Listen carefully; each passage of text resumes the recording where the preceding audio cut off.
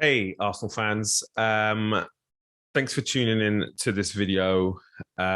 This is me kind of in part rant at the moment. I'm just sick of some of these videos that are coming out from these Arsenal fans, from these Arsenal channels, just talking rubbish. This latest video got sent to me. It's a couple of Aftv people who are talking about Richarlison, Jesus, and saying they would rather. Anyway, look, here's my reaction. We'll play it, and then we'll talk about what they're saying. But then I'm going to break it down. I'm going to go into the football side of things. And I'm not interested. There's no beef here. I'm going to go into the football side of things, and it's just wrong. Look, let's go. Let's do it.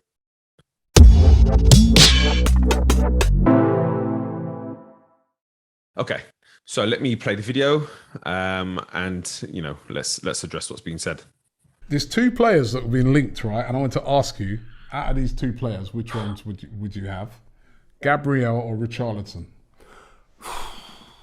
Gabriel Jesus or Richarlison?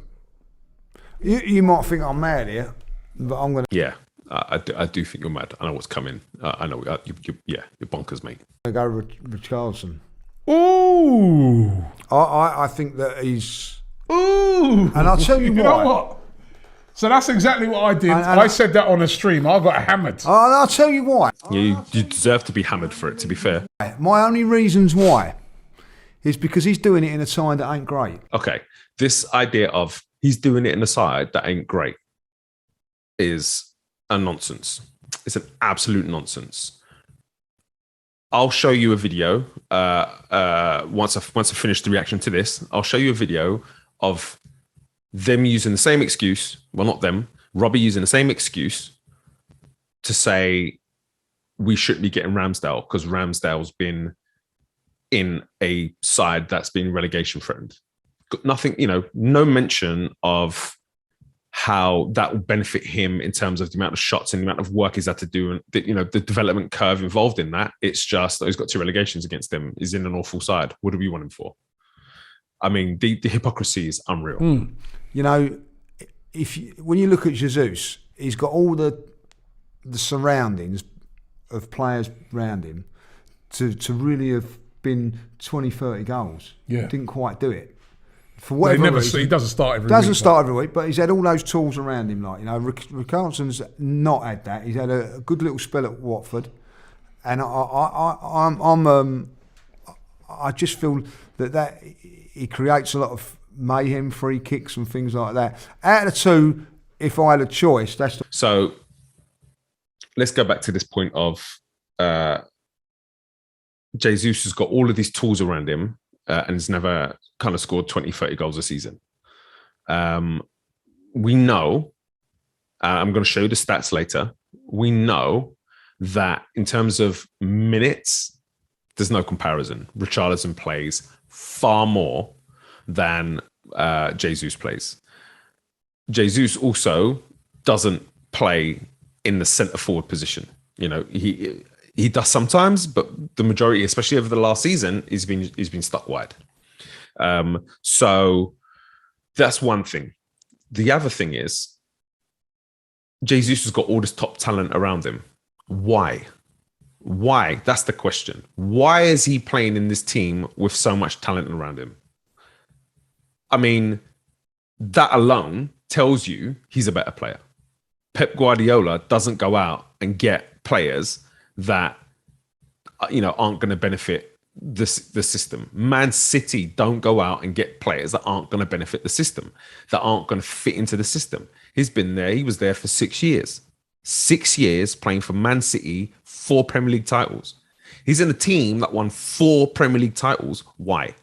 Because he doesn't deserve to be there, or because he's there because he's one of the top players in this position? I mean, it's just a nonsense. One I would go with. I agree with you. And I said it the other day on the stream. I got absolutely hammered. Well, we're going to get hammered again then. Like, you know what I mean? There Yes, we go. you are going to get hammered again. You know, absolutely. I think a lot of it was Richarlison's, all the little antics, innit? A lot of people don't like that, the diving and the stuff. I don't like it either. But Listen, he's a it's good all right player. for Song, isn't it? He gets away with it. You know what I mean? Like, no, True. they, you know. Yeah. Listen, I like him. I think he's good, and he's good in the air. I think he's a very good player, and I agree with you. He's in a better team, he'd shine more. Yeah, and also shine you're more. not there for popularity. Listen, you know, Song. Let's just talk about him for a second. He never got. So now they're going to go on and talk about Son and that kind of thing. So, you know, this idea that, you know, is a nightmare. He's difficult to handle. He draws free kicks. You know, he can be a nuisance. You know, all of that sort of stuff. Okay, the diving. Okay, so we're willing to forgive that for a player that just isn't as good. We're looking at a player and we're saying, yeah, but he does all the antics and he does the diving and he does all of that stuff. I would rather take him than this player here, who is a 4-time Premier League winner, who has been, I won't say a staple, but has been a mainstay in the team, a team that has, you know, been one of the best teams in the Premier League era that we've seen.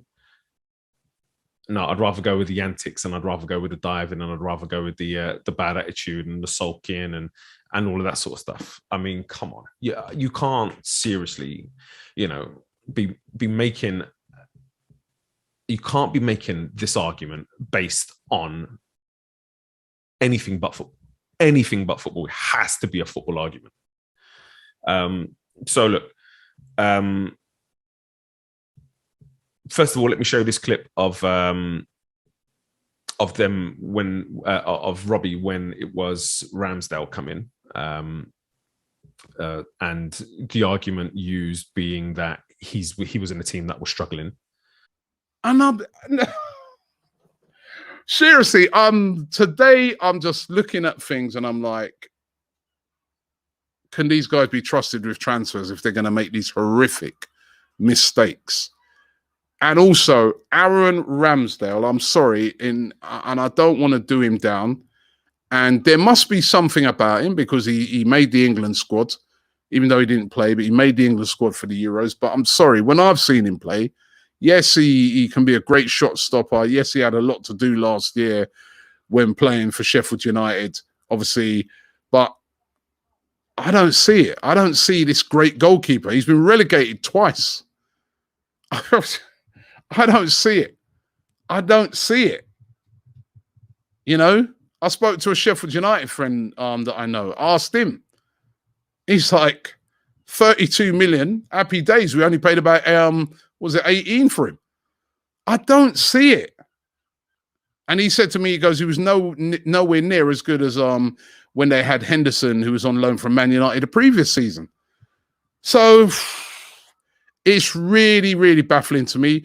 I mean, look, you can't say it's good for one, it's not good for the other. You can't say Richarlison played in a poor team that was going through a difficult time and use that as a reason to strengthen his character, and then look at Ramsdale, who was one of the better performers for Sheffield United in a difficult season, and say, oh yeah, but you know, I'm going to write him off because he played in a difficult team and that team got relegated. I mean, it's just, honestly, seriously. Okay, so look, let's look at the statistics. Let's look at the football side of things, because, you know, this is the way I like to look at things. I like to look at things based on the football. Let's look at the numbers. I know numbers don't tell the full story, but it's hard data. This is not about my opinions. It's not subjective. It's hard data. So looking at comparing the two over the last 3 seasons from 2019 to the current season, Richarlison's played more. Now, these numbers are slightly off because they're looking at matches played in as opposed to, you know, the actual number of minutes. So we'll get to number of minutes later. But you can see here, Richarlison's played in 10 more games and the goals are pretty equal. So what that tells you immediately, and we'll look at this again later, is that the goal per game ratio is in Jesus' favor. Look at the assists, almost double the assists in less games, by the way.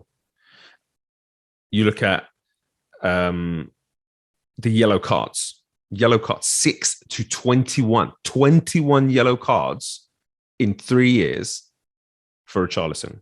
What does that tell you? Ill-disciplined. And a red card as well, you know. So these are just the basic stats that you know that are on the Premier League website. So let's look a little bit more in depth. Okay, so this now is the attacking stats. 31 to 30 goals, very similar. Again, remember, this is less games for Jesus, but more importantly, and we'll see this later, is way less minutes, a lot less minutes over time period. The goals per game ratio is very close again, but looking at this is goals per match. This is not goals per minute played, or goals per time. So when we look at goals per time, you'll see the difference. Minutes per goal, literally 100 minutes. It takes 100 minutes more for Richarlison to score compared to Jesus. Number of shots is almost equal. Shots on target, we're looking at a better ratio of shots on target. We're looking at a better shooting accuracy, better shot success ratio. So we're looking at somebody as a forward, and the archaic view of a forward is that they're supposed to score goals.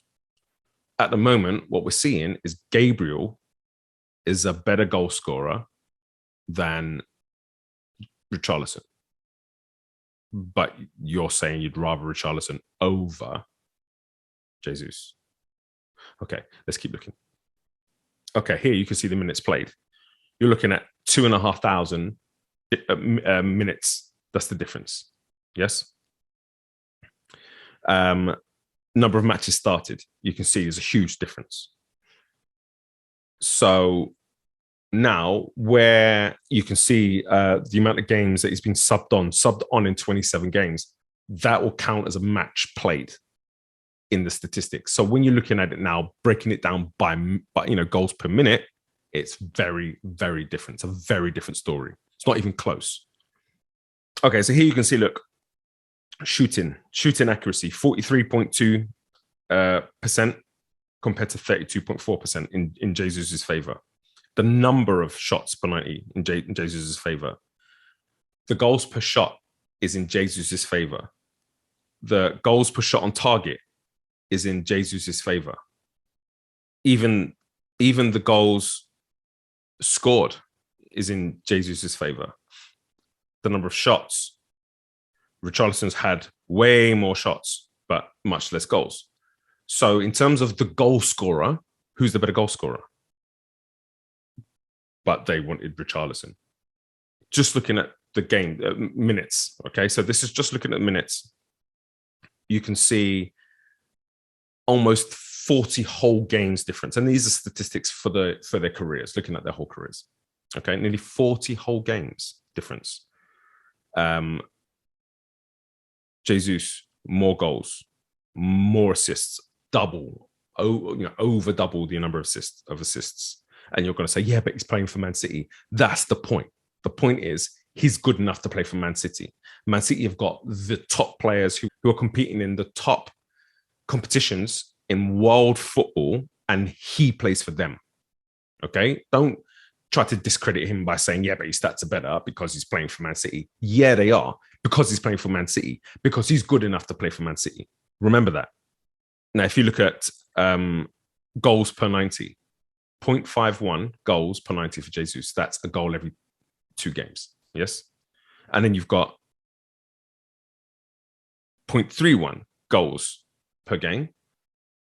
That's a goal every 3 games, just over 3 games. But you'd rather take Richarlison to play in your team instead of Jesus in the striker position where we need goals. Okay. So Richarlison has more shot creation actions as a whole, but remember, he's played 40 games more. If you look at per 90, Jesus wins. Okay. And you're going to say, again, this argument of, yeah, but he plays for Man City. Yeah, he plays for Man City. He plays for one of the top teams in the world. Why? Because he's a great player. That's why. So look, all in all, I mean, this is just a nonsense. This is just looking at the numbers. The numbers say that Gabriel Jesus is the better player of the two. I mean, it's unequivocal. It's there in data. You add in the fact that Gabriel Jesus plays for or played for the top team in the country 4 out of the last 6 seasons. You add in there that he's been playing Champions League and getting, pretty far into the Champions League. And that he is a player who has a goal return of 1 every 2 games in his career. I mean, it just baffling. Then you look at the eye test and you look at the movement of the player. You look at the first touch, the quality on the ball in tight spaces that he possesses. You look at his ability to find space and his understanding of positional rotation. His understanding of timing, when to attack a space, when to draw out of a space, how to move defenders around, when to drop into midfield to help to link play. The ability to shoot with very little backlift and release shots with very little time, very little space. The ability to find spaces on the back post, find spaces in between centre backs, his aerial ability for a shorter player.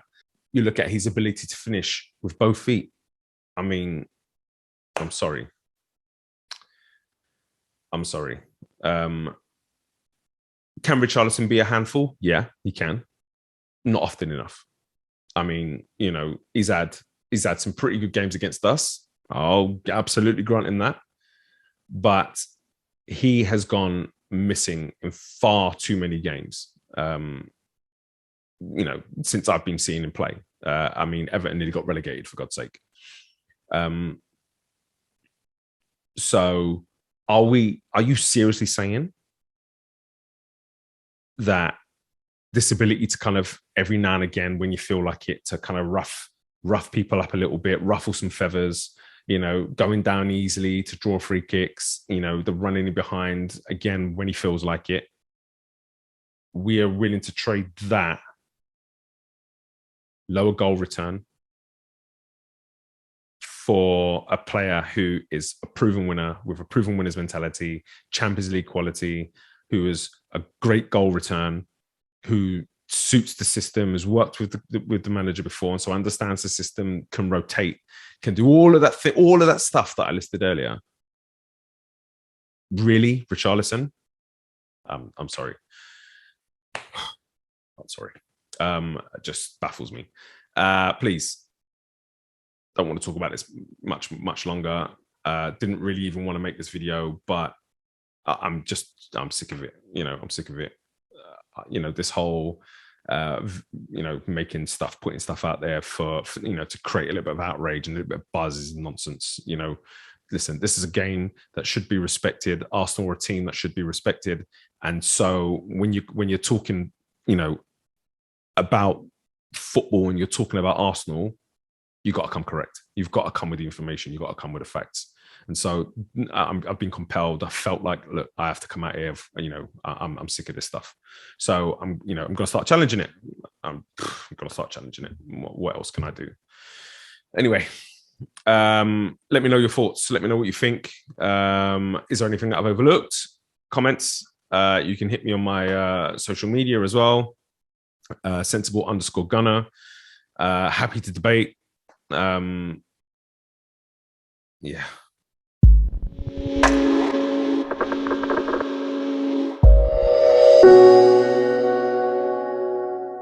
Thanks for taking the time to watch my video. If you've enjoyed watching this video, please make sure you like this video and make sure you subscribe to the channel. There's going to be a lot more coming. And don't forget to click that bell. Make sure you click that bell, get notifications when new videos drop. This is the place to come for analysis. This is the place to come for informed opinion. Leave your comments here, or you can get me on my Twitter account, sensible_gunner. All that's left to say is, come on, you gunners.